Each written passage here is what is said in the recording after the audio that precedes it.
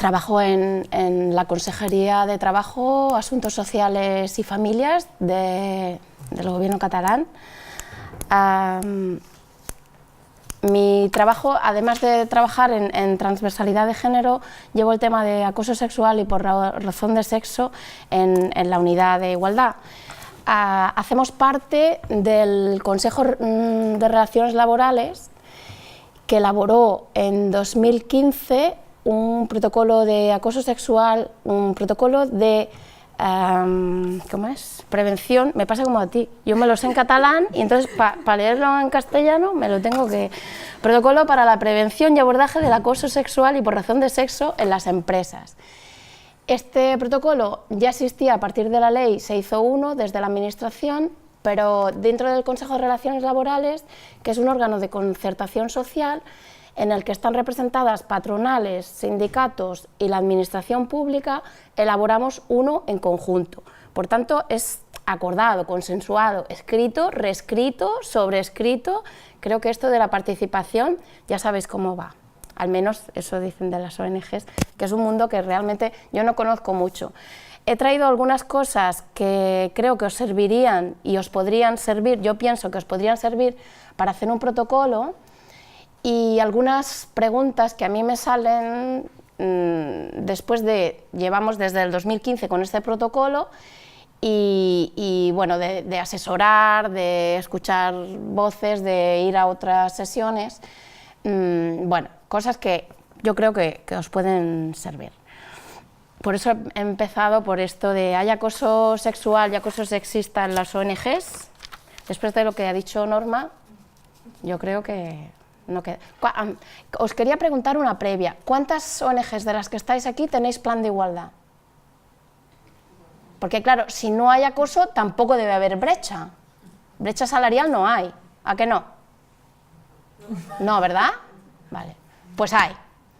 Hay brecha en las instituciones públicas, hay brecha en la administración pública, hay brecha en las ONGs. Brecha salarial. Igual hay acoso sexual y hay acoso por razón de sexo. Me atrevo a decirlo con la misma tranquilidad con la que lo ha dicho Norma, porque lo hay. Igual que, bueno, no tengo datos de cuántos casos de acoso sexual se han tratado con el protocolo que usamos en la Generalitat para el personal, pero son los casos así. Cuando después ves datos a nivel más global, que dices, ¿pero dónde están estas mujeres? Porque en la administración, si es una parte de la población, tampoco sale. Entonces, lo hay y hay que visibilizarlo. Y quizás vosotros, y sobre todo vosotras, por el hecho de trabajar en las ONGs, que yo creo que Norma lo ha explicado muy bien, tenéis una forma de trabajar, bueno, por lo menos desde fuera, ¿eh? Se piensa muy participativa, menos jerárquica, otras formas, otra forma de implicación. Puede parecer que estas cosas no están, pero están. ¿Vale?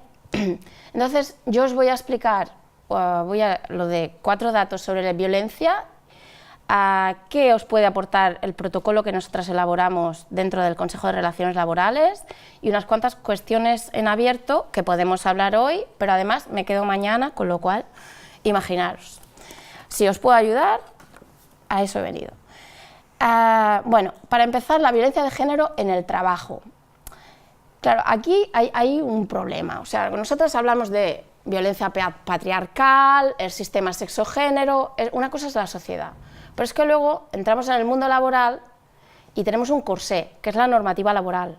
Y aquí hay unas especificidades. ¿Vale? Entonces, de paraguas, sí que la violencia de género se manifiesta en todos los ámbitos. Y en eso estamos de acuerdo. En el ámbito público, ahora lo estamos viendo súper bien. La foto muy definida. Los micromachismos cada vez se detectan más.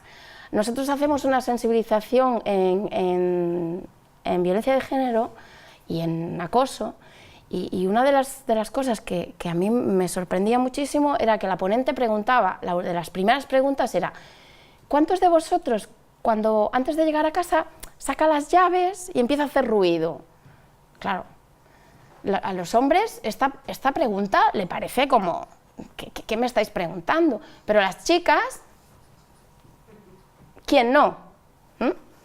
Porque esta sensación de inseguridad del espacio público las vivimos las mujeres y las seguimos viviendo, y es así. No es porque sí, que hay muchas arquitectas y cada vez un movimiento de urbanista de poner luces donde no hay luces y tener en cuenta los espacios y cómo los diseñamos. Bueno, no me voy a ir por las ramas. La violencia de género se manifiesta en todos los ámbitos y el trabajo es un ámbito más donde se manifiesta. Y es una manifestación del poder patriarcal. El acoso sexual y por razón de sexo son violencia de género. Por tanto, para nosotras lo metemos dentro de la violencia de género. Pero es verdad que después estamos dentro de la normativa laboral, que ya explica muy bien los artículos a los que nos tenemos que remitir para hacer el corsé del acoso sexual y por razón de sexo en el trabajo. ¿Vale? Llavors, según la Agencia Europea de Derechos Fundamentales, una encuesta a escala europea, que por cierto hay una dificultad enorme en obtener datos de violencia de género a nivel europeo, porque es muy difícil consensuar qué se entiende en cada concepto en los diferentes países. Poner de acuerdo 28 legislaciones es muy complicado. Entonces, realmente para hacer una normativa europea cuesta mucho porque, claro, cada cultura tiene su sistema de leyes y es de la idiosincrasia de cada país, con lo cual es muy difícil ponerlo a nivel europeo, datos, estándares que puedan comparar los países. Pero bueno, igualmente la Agencia Europea de Derechos Fundamentales obtuvo en 2014 estos resultados, que entre las mujeres que han sido víctimas de acoso sexual al menos una vez en su vida desde los 15 años, el 32% señaló que el autor pertenecía al entorno laboral, un superior, un compañero o un cliente.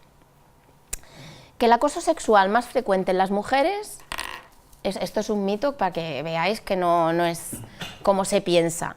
El acoso sexual es más frecuente en las mujeres con titulación universitaria y las que pertenecen a los grupos profesionales de más alto nivel, al 75% de las mujeres en puestos de alta dirección y al 74% de las que tienen capacitación profesional han sido víctimas de acoso sexual a lo largo de su vida, en comparación con el 44% que tienen una categoría de trabajador manual o con el 41% de las mujeres que nunca han realizado un trabajo remunerado.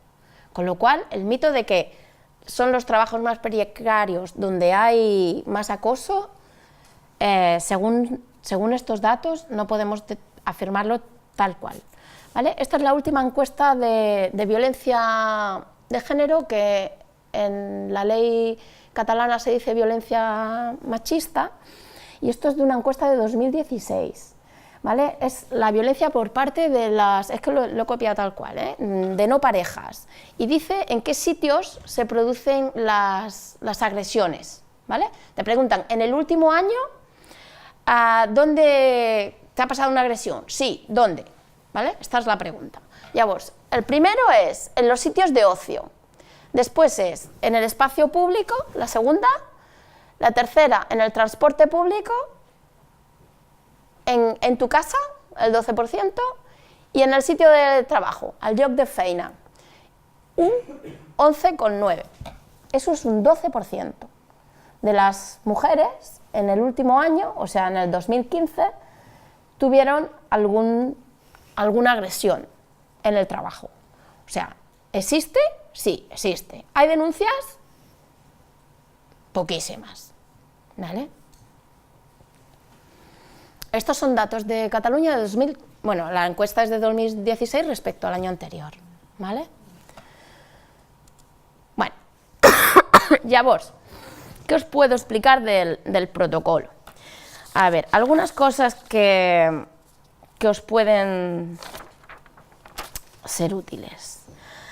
Nuestro protocolo, como está consensuado con los agentes sociales, tiene unas particularidades técnicas.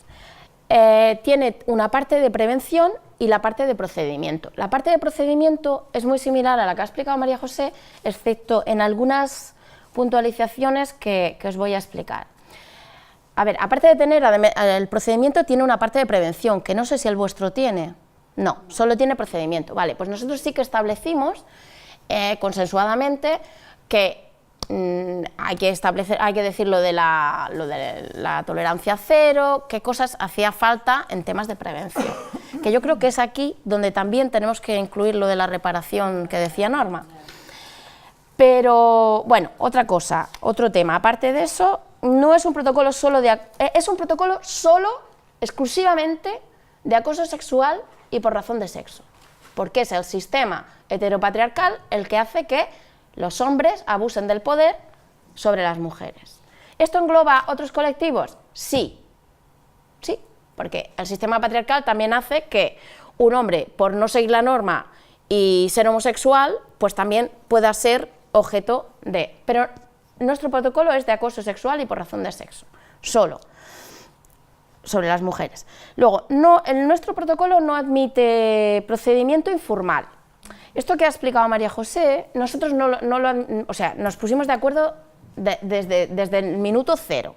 O sea, si hay una comunicación por parte de una persona que se ha sentido molesta con algo, hay algo. No es para pensar si sí, si no, no, hay. Entonces, la empresa, delante de cualquier sospecha o de cualquiera que ha dicho, oye, que me parece que lo que me han hecho es acoso, tiene que actuar. Es de obligatorio cumplimiento por la ley, bueno, creo que ya se saben mejor las leyes, pero es de obligatorio cumplimiento, yo creo que es la LISOS, ¿no? La LISOS, sí. La LISOS, que es la de prevención de riesgos. Entonces, nosotros no admitimos el procedimiento informal. ¿Qué puede pasar? Que la persona lo dice, pero luego no quiere seguir con el procedimiento. Luego no quiere que haya una investigación, que haya un equipo de investigación, que tú has dicho asesoría confidencial. Bueno, que no quiere pasar por todo esto porque se arrepiente, no quiere, bueno, ya sabemos. Bueno, pues estas personas se para aquí, pero ya os digo, la empresa tiene que actuar de oficio. No les queda más remedio. Otra cosa que no...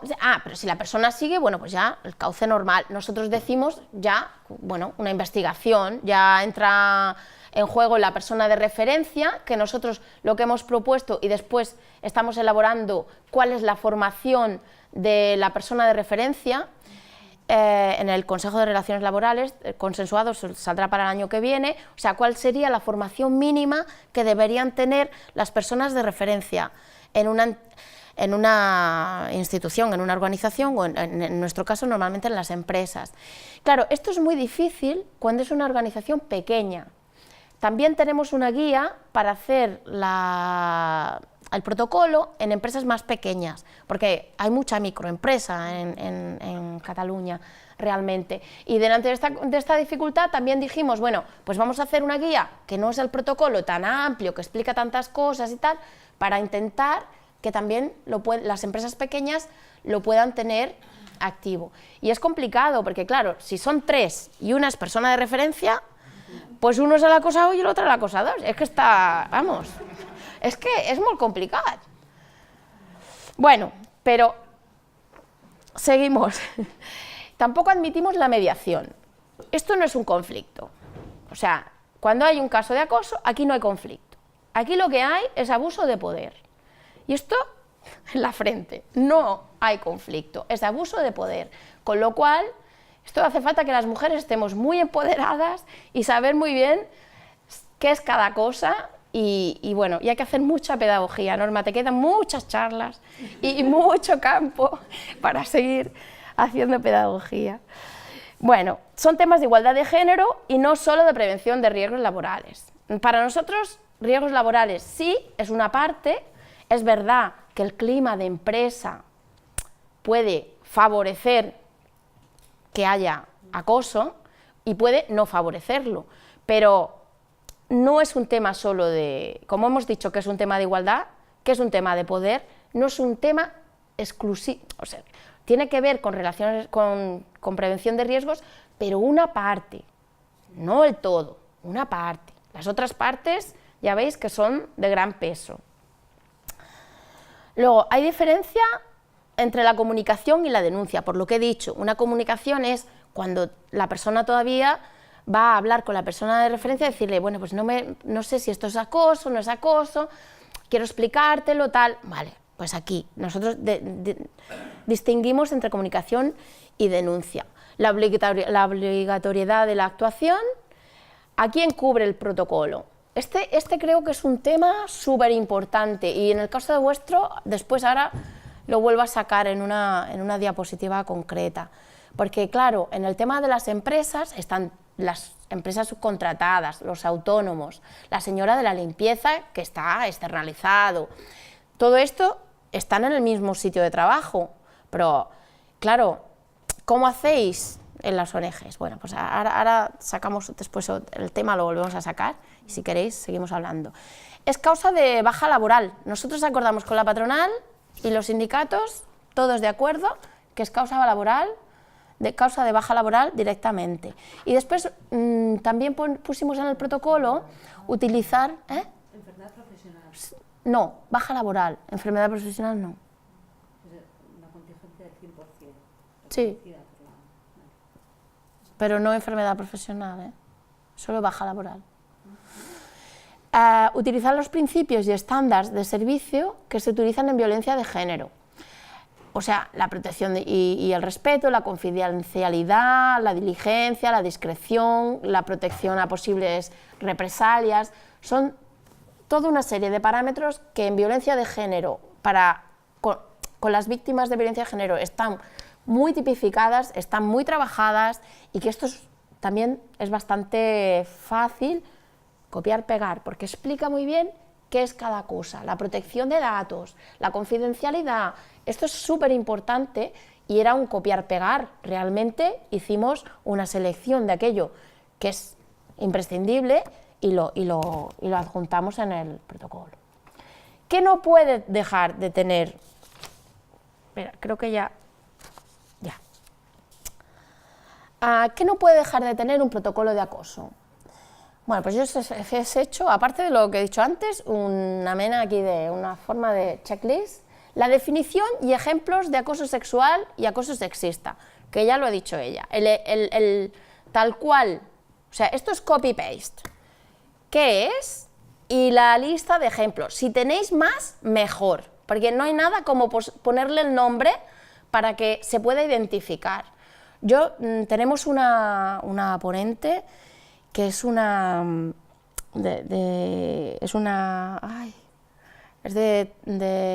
Derecho del Trabajo y la Seguridad Social y viene con las sentencias. Entonces, claro, con las sentencias te explica qué es lo que han puesto y después, o sea, cuáles son los argumentos para ir a tribunal.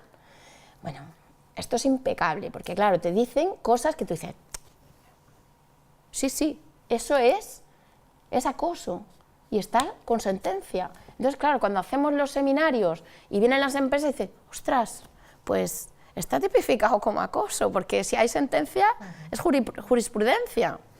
Pues es muy interesante sacar jurisprudencia porque levanta los ánimos de qué es y qué no es. La declaración de compromiso de la empresa sobre tolerancia cero al acoso. Esto hay que decirlo, no basta con que somos muy guays, estamos muy comprometidos con el mundo, no. Hay que decir que no toleramos el acoso sexual y por razón de sexo y por qué. Es muy importante, lo ha dicho María José y es fundamental. Hay que poner medidas de prevención y sensibilización. Cuando se hace un protocolo, incluye prevención, sensibilización y seguimiento del protocolo. O sea, si cada año se emite un informe diciendo tantos casos, tantas comunicaciones, resolución de tal manera, esto también es bueno, puede parecer que no es una buena publicidad, pero es un síntoma de transparencia y de sacar las cosas feas muy buenas. Establecer cómo hacer llegar el protocolo a todo el personal y al personal de nueva incorporación. Las empresas subcontratadas también están bajo el paraguas del protocolo. sucede en el centro de trabajo, en una reunión externa, en una cena de empresa, en todos aquellos ámbitos relacionados con el trabajo, aunque no estés en el lugar de trabajo. Esto también es importante dejarlo definido. Identificar un par de personas de referencia a las que dirigirse si sucede, o sea, que en el protocolo quede por escrito que se identifica a tal persona de tal departamento y a tal otra de tal departamento, como personas de referencia, para que la gente desde el minuto cero tenga a quién acudir y sepa identificar rápidamente a quién acudir, ¿vale? Bueno, cuestiones concretas para las ONGs. 10 minutos, ¿eh? No llego. ¿A quién cubre el protocolo? Ay, bueno, es igual. No, hago menos. ¿A quién cubre el protocolo? ¿Qué personas están cubiertas por el protocolo de acoso en una empresa? Ya, aquí os lo he escrito para que después... El ámbito de aplicación del protocolo afecta a todo el personal de la empresa, con independencia de su categoría profesional, ubicación, funciones y tipo de contrato. Es importante tener en cuenta que también están incluidas y deben resolverse las situaciones de las trabajadoras y trabajadores no contratados por la empresa, pero que prestan servicios en sus instalaciones. Nos referimos al caso de trabajadoras y trabajadores de empresas contratistas o subcontratistas, empresa de trabajo temporal, puesto que pueden ser sujetos activos o pasivos de una situación de acoso sexual o por razón de sexo. También se incluyen los usuarios y usuarias y la clientela, los clientes. Y en vuestro caso yo digo, y se incluyen los voluntarios y las voluntarias, porque están en un ambiente de trabajo, con lo cual también se le tiene que hacer llegar el protocolo. Si trabajamos bajo las mismas normas, claro, es que estáis en un ámbito que no sé cuántos tenéis, pero claro, en las ONGs, o sea, el voluntariado es parte constitutiva de vuestro ser, o sea que esto tenéis que articularlo bien, porque claro, no es normativa laboral, pero no son de contrato laboral. Y aquí tenéis, o sea, nosotros damos los ejemplos de instituciones, pero tenéis que ver en el ámbito que estáis trabajando. ¿Se aplica solo en el centro de trabajo? Pues esto que os he dicho, que el ámbito de aplicación del protocolo también va más allá del lugar físico, de la jornada laboral, de la vinculación jurídica, ya que abarca todo lugar o momento en que las personas se encuentran por razones profesionales y laborales, ¿vale? Esto también es importante, porque se dan muchas más circunstancias en vuestros casos, porque hay más entornos que son semi-informales, con lo cual puede pasar. ¿Cuáles son las principales acciones preventivas frente al acoso sexual o por razón de sexo? Yo he puesto aquí unas cuantas, ¿eh? Si miráis nuestro protocolo, yo pasaré el PowerPoint, está linkado el protocolo que tenemos y nuestra página web donde hay preguntas sobre el protocolo y está en castellano perfectamente, o sea que si queréis también lo podéis consultar. Principales acciones preventivas: elaborar la declaración de principios, prever y aplicar unas reglas claras de organización del trabajo que eviten las posibles situaciones de acoso, elaborar un procedimiento de denuncia que esté recogido en el protocolo, establecer y desarrollar medidas de formación en materia de acoso y por razón de sexo, de acoso sexual y de acoso por razón de sexo, o acoso sexista, decís vosotras. Pues por razón de sexo. O por razón de sexo. Antes sí, el protocolo de antes incluía el acoso sexista, pero luego se modificó. Vale. Puede que a mí me salga el sexista todavía. Bueno, y aquí ya entro en otro tema que se sale un poco, pero que tiene que ver. Esto es de un estudio que han hecho sobre el abordaje de las violencias sexuales en Cataluña, y una jurista y la otra viene de una ONG precisamente. Han hecho un estudio de cómo está el sistema de abordaje de las violencias sexuales en Cataluña, y precisamente en la parte laboral no está incluida. Por tanto, no tenemos estudio. El estudio es sobre todas las violencias sexuales menos el acoso sexual y por razón de sexo. Y ellas dicen que una distinción central en el ámbito normativo es el que separa los ámbitos en los que se producen las violencias machistas. Por ejemplo, las respuestas normativas son diferentes dependiendo de si la violencia es ejercida en el ámbito de la pareja o en el ámbito laboral. Y es porque también tenemos unas leyes.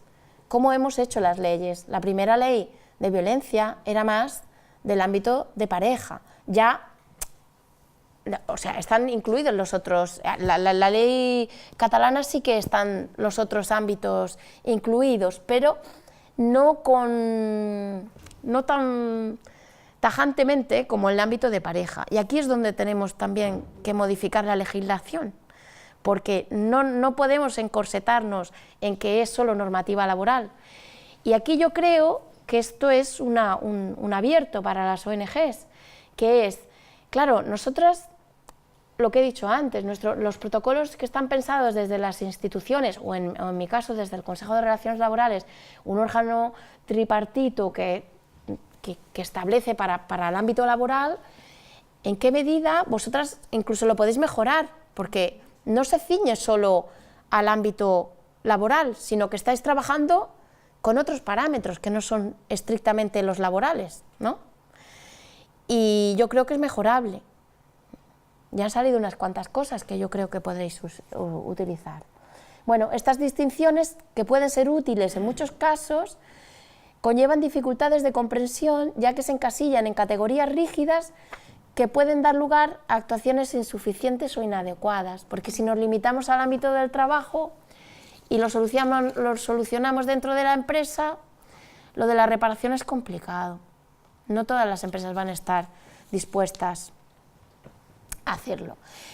Y por último, las organizaciones no son neutras al género, no lo son espacios de poder, y la cultura organizacional, como los valores, las creencias, las percepciones, son construcciones sociales que reflejan la sociedad y la cultura en la que estamos inmersos, ¿vale? Y luego traigo esto es una nota sobre el acoso sexual en el trabajo de la inspección, que me gustó porque definían sobre el acoso sexual y especialmente sobre sus víctimas. Existen algunas creencias que no se corresponden con la realidad. Una es que la creencia de que las víctimas de acoso sexual son siempre mujeres, que no es cierto. Es cierto que el acoso sexual es un fenómeno predominantemente a las mujeres, pero también los hombres son víctimas de acoso, algunos. Y una segunda creencia es que las víctimas típicas del acoso sexual y que tal tipicidad está relacionada con los cánones tradicionales de belleza. No, como es un abuso de poder, no está relacionado con si eres guapa o no eres guapa, no. Sin embargo, el problema del acoso tiene más que ver con las relaciones de poder que con las relaciones sexuales. En este sentido, no puede hablarse de que existan víctimas típicas, sino de que existe una asociación entre la probabilidad de ser víctima de acoso sexual y el grado de dependencia económica y la vulnerabilidad general de la persona, ¿vale? Bueno, gracias.